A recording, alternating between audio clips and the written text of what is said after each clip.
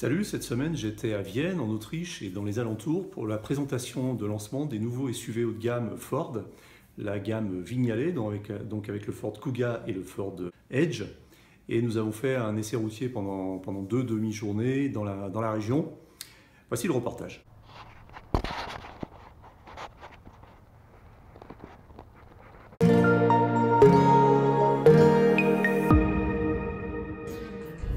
Je suis à bord du Ford Edge Vignale. Alors Vignale, qu'est-ce que c'est?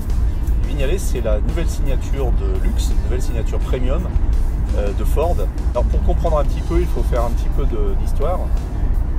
Ford a acquis Vignale dans les années 70. Alors Vignale, c'était à l'origine une marque italienne fondée par Alfredo Vignale en 1948-49. Donc était un de ces carrossiers et matelassiers dont la région de Turin a un petit peu la tradition et le secret, c'est-à-dire des gens qui fabriquaient des séries spéciales et qui travaillaient sur la customisation, sur la personnalisation des voitures. Donc ils travaillaient entre autres avec Alfa Romeo, et même plus tard avec Lamborghini et Ferrari. Et donc cette marque a été acquise par De Tomaso dans les années 70, puis Ford a mis la main dessus. Et la marque était en sommeil pendant de nombreuses années. Et aujourd'hui, le segment SUV est en plein essor en Europe et représentera normalement d'ici 2020 30% des immatriculations. Et Ford a donc décidé d'habiller et de signer deux de ces SUV, donc le Kuga, qui est un modèle plus petit, et puis le Edge dans lequel je suis actuellement, avec la signature Vignale. Alors ça consiste en quoi?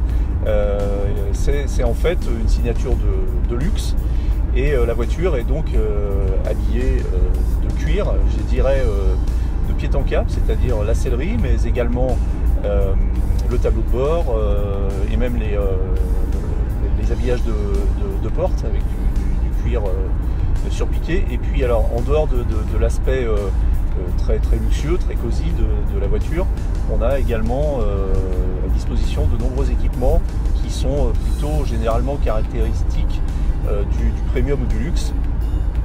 Toit en verre panoramique, une sono particulièrement bien étudiée, un système d'annulation de bruit, de noise cancellation tel qu'on le connaît dans les casques audio, qui donc annule les fréquences, un certain nombre de fréquences, notamment celles du moteur, à partir d'une certaine vitesse, de façon à rendre l'habitacle plus silencieux.